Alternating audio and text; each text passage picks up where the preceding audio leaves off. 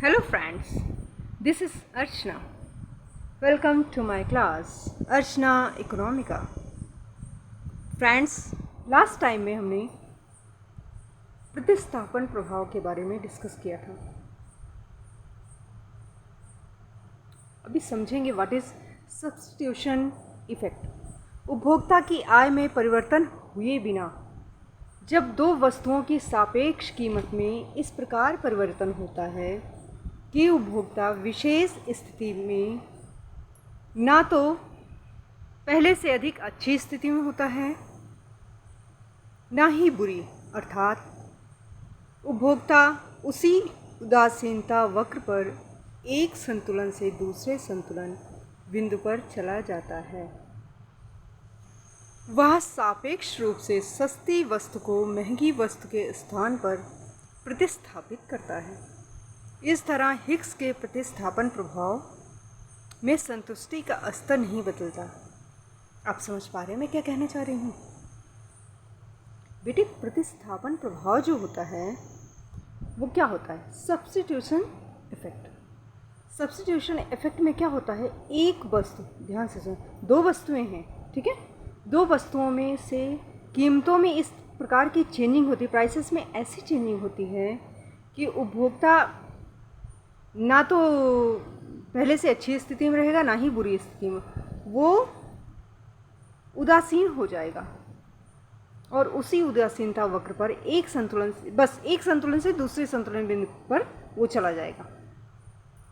वह सापेक्ष रूप से सस्ती वस्तु को महंगी वस्तु के स्थान पर प्रतिस्थापित कर देगा. समझ में आ रहा है? मतलब कहने का मतलब ये है, अगर चाय और कॉफ़ी हैं, सब्स्टिट्यूट गुड्स हैं, चाय का प्राइस बढ़ जाता है तो हम कॉफ़ी यूज़ करने लगते हैं, कॉफ़ी का प्राइस बढ़ गया तो हम वापस चाय पे आ गए. ओके, सिर्फ अपनी जगह बदल देता है, दैट्स इट. ओके, इस तरह से हिग्स के प्रतिस्थापन प्रभाव में संतुष्टि का स्तर नहीं बदलता. प्रतिस्थापन से संबंधित प्रमुख बिंदु हम इस पर डिस्कस करेंगे.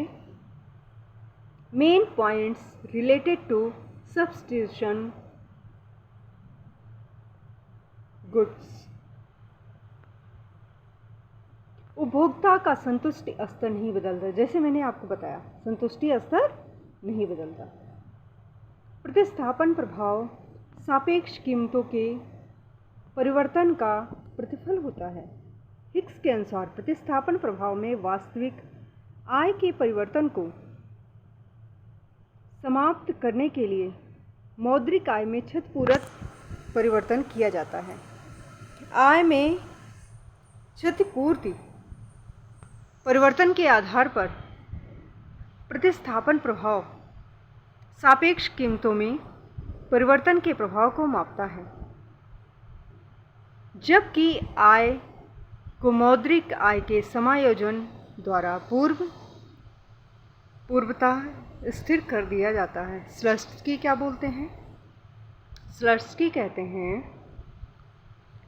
प्रतिस्थापन प्रभाव में मौद्रिक आय में परिवर्तन लागत अंतर के आधार पर किया जाता है. आप ध्यान देना बेटे, प्रतिस्थापन प्रभाव में जो चेंजिंग आती है, स्लट्सकी ने इसको लागत अंतर से रिलेटेड बताया है. ओके, ये क्वेश्चन के रूप में पुट किया जाएगा कि प्रतिस्थापन प्रभाव में मौद्रिक आय में परिवर्तन लागत अंतर के आधार पर होता है. ये ऑप्शन आपका सही होगा और भी दूसरे टाइप के ऑप्शंस दे दिए जाएंगे, तो आपने कंफ्यूज बिल्कुल नहीं होना है.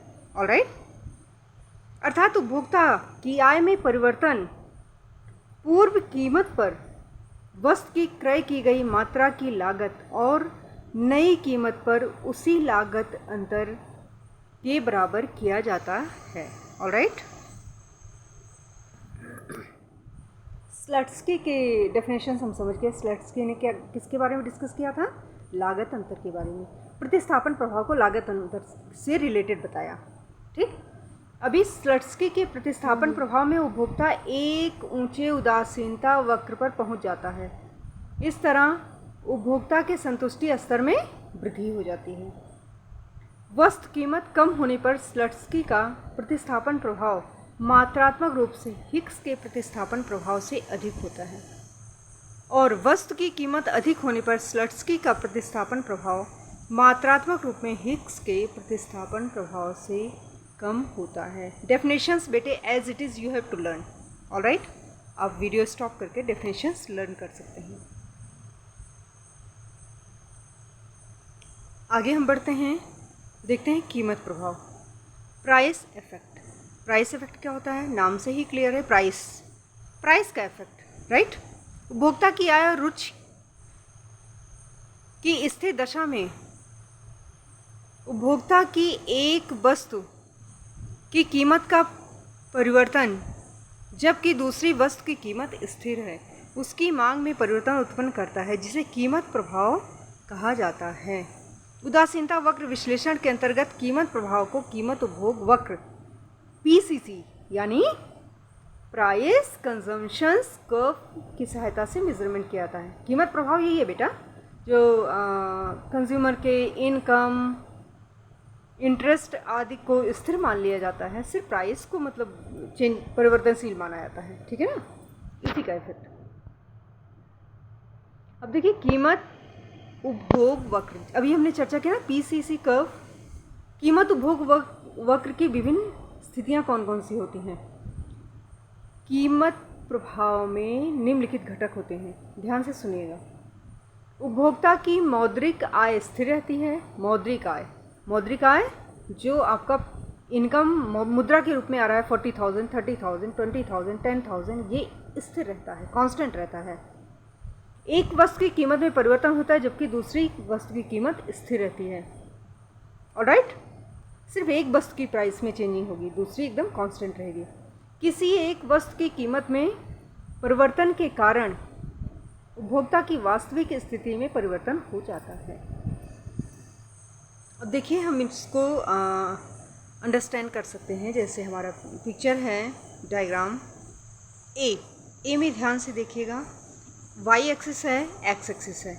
वाई एक्सिस के प्राइसेस कांस्टेंट है, ध्यान से देखिए। ये किसको डिनोमिनेट कर रहा है?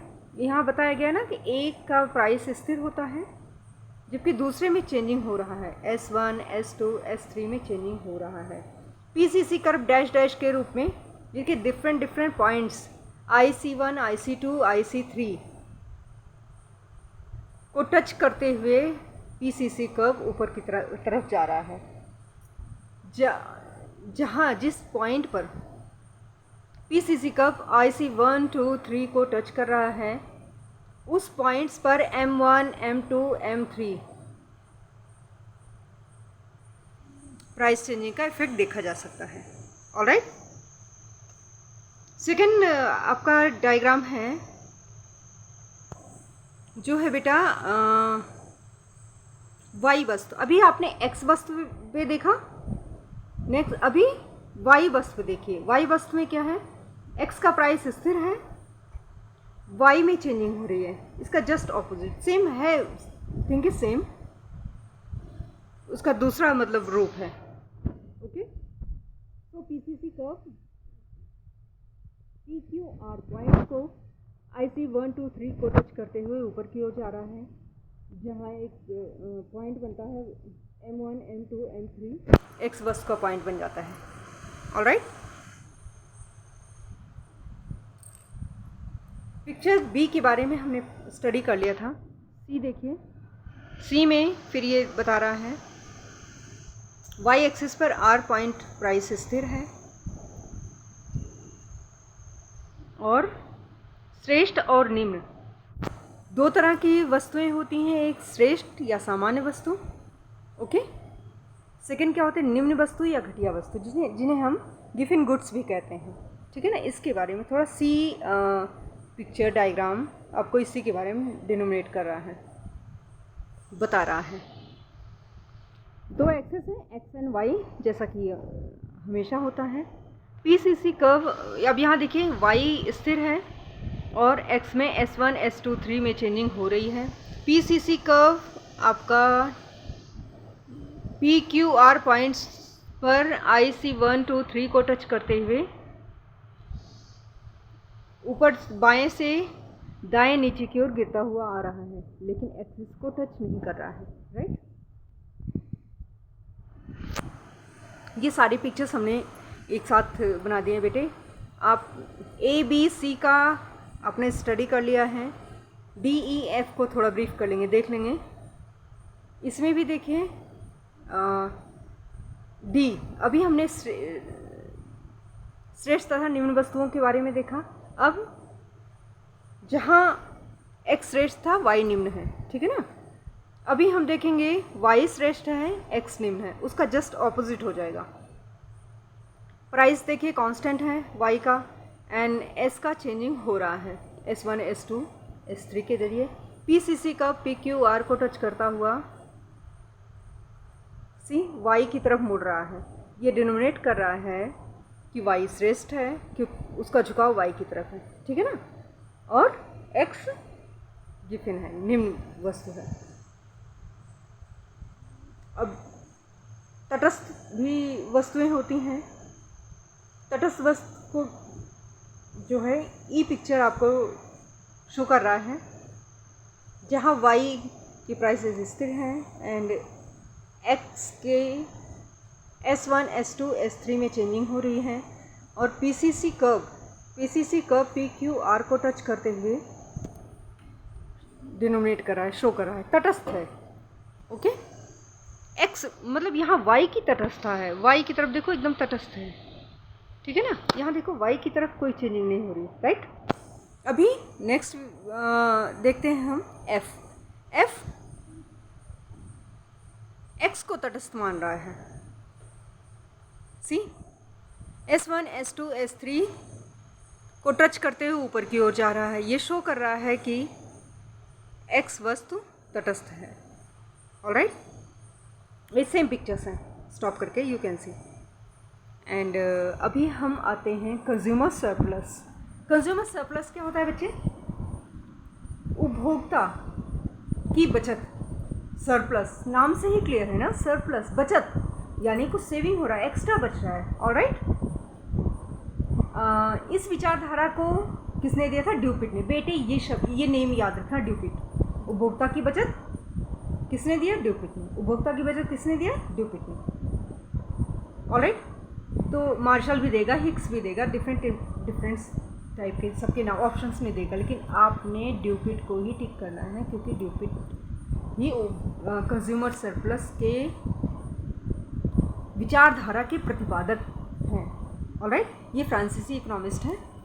और लेकिन मार्शल ने 1895 में अपनी पुस्तक प्रिंसिपल ऑफ इकोनॉमिक्स, जो कि बहुत ही फेमस पुस्तक है, और इस पर भी क्वेश्चन बन सकता है कि प्रिंसिपल ऑफ इकोनॉमिक्स किसने लिखा, प्रिंसिपल ऑफ इकोनॉमिक्स कौन से ईयर में आई?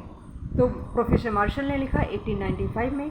इस विचारधारा को उन्होंने वैज्ञानिक तरीके से आगे बढ़ाया। मार्शल ने उपभोक्ता की बचत के आधार पर उपयोगिता ह्रास नियम का प्रतिपादन किया। ऑलराइट, मतलब उपभोक्ता की बचत का आधार कौन सा है? उपयोगिता ह्रास नियम। मार्शल द्वारा प्रतिपादित उपभोक्ता बचत सिद्धांत सीमांत उपयोगिता पर आधारित होने के कारण हिक्स द्वारा की गई आलोचना का बिंदु बना। अब देखिए, इसको हम डायग्राम के माध्यम से समझते हैं। हिक्स ने उपभोक्ता की बचत की विचारधारा की वक्रों की सहायता से प्रस्तुति की। मार्शल के शब्दों में किसी वस्तु के प्रयोग से वंचित रहने की अपेक्षा, ये डेफिनेशन याद करें ना बच्चे, एक उपभोक्ता जो कीमत देने को तत्पर होता है, वास्तव में वही उपभोक्ता की बचत कहलाता है। ये उपभोक्ता की बचत। देखिए बेटे, सी यहाँ देखिए, ये डायग्राम है, डिमांड कर्व ऊपर से नीचे की ओर जा रहा है। यहाँ देखिए प्राइस, ये जो देना चाह रहा था, क्यू तक प्राइस देना चाह रहा था, लेकिन रियल में उसको प्राइस कितना देना पड़ा बच्चे? Q1 देना पड़ा। मतलब हमने अगर 100 रुपीज़ सपोज़ किया था कि दाल हमारी 100 रुपीज़ की, लेकिन हमें अगर वो 90 रुपीज़ में मिल जाती है, तो 10 रुपीज़ हमारा क्या हो गया, सरप्लस हो गया, बच गया ना, बचत हो गया। यही चीज़ है। Think is very simple, this is very simple. जो कीमत वह देता है वास्तव में वही अतिरेक ही उपभोक्ता की बचत है। यही है। इस प्रकार उपभोक्ता की बचत उपभोक्ता की संतुलन, उपभोक्ता की भुगतान देने की तत्परता माइनस वास्तव में किया गया भुगतान, कुल उपभोक्ता माइनस कीमत। जो उपयोगिता, उसने सोचा था कि इतने का कोल्ड ड्रिंक लेने जा रहे हो, आपने सोचा भाई कम से कम यार 90 रुपीज़ का होगा ही होगा।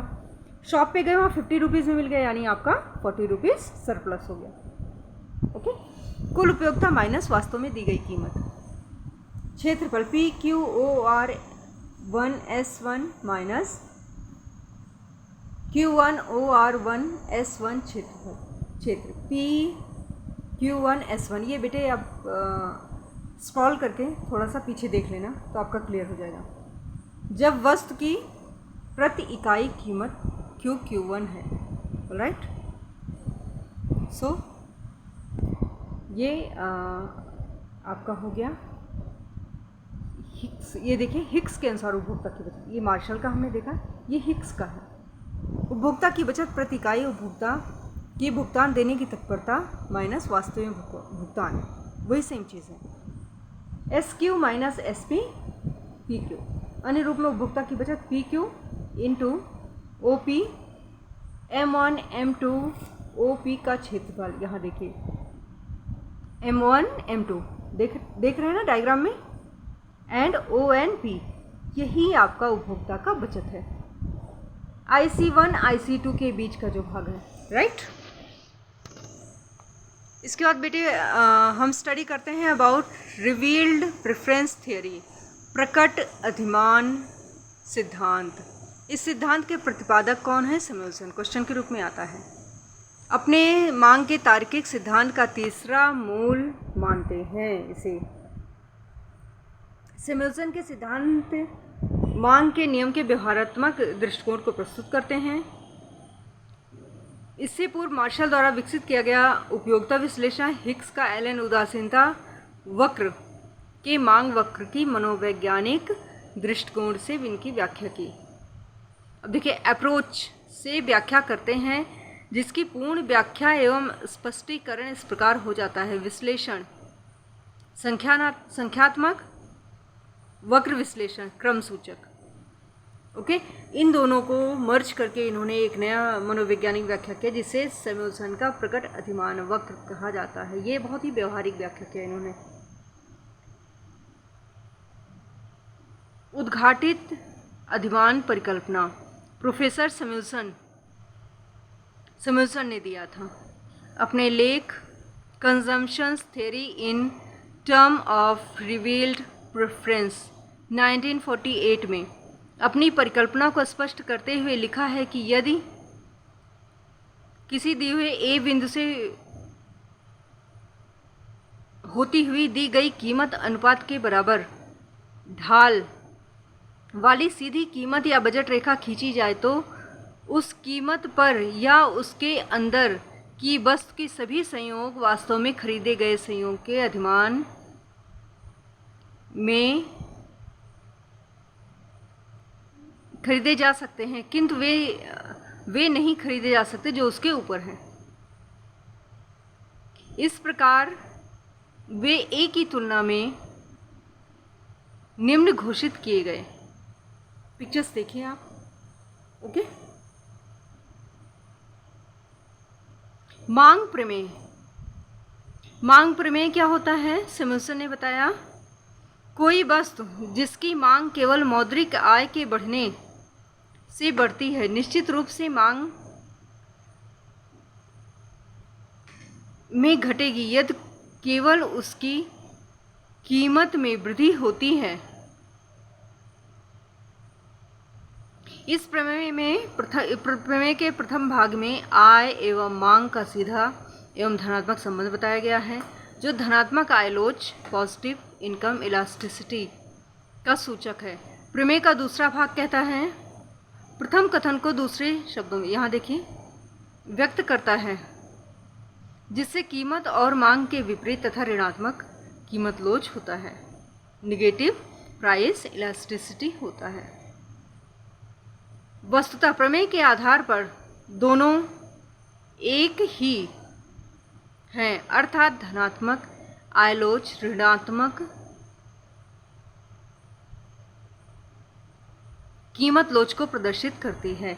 इसे सैमुअल्सन ने उपभोग सिद्धांत का आधारभूत नियम कहा है, fundamental theorem of consumptions theory. ये क्वेश्चन के रूप में आ सकता है। Fundamental theorem of consumptions theory किसने दिया, और सैमुअल्सन ने जो भी मांग प्रमेय दिया उसे क्या कहा। Alright, so I hope this is clear to all of you. So friends, मिलते हैं आपके नेक्स्ट वीडियो में। Will see you and have a nice day. Take care, bye bye.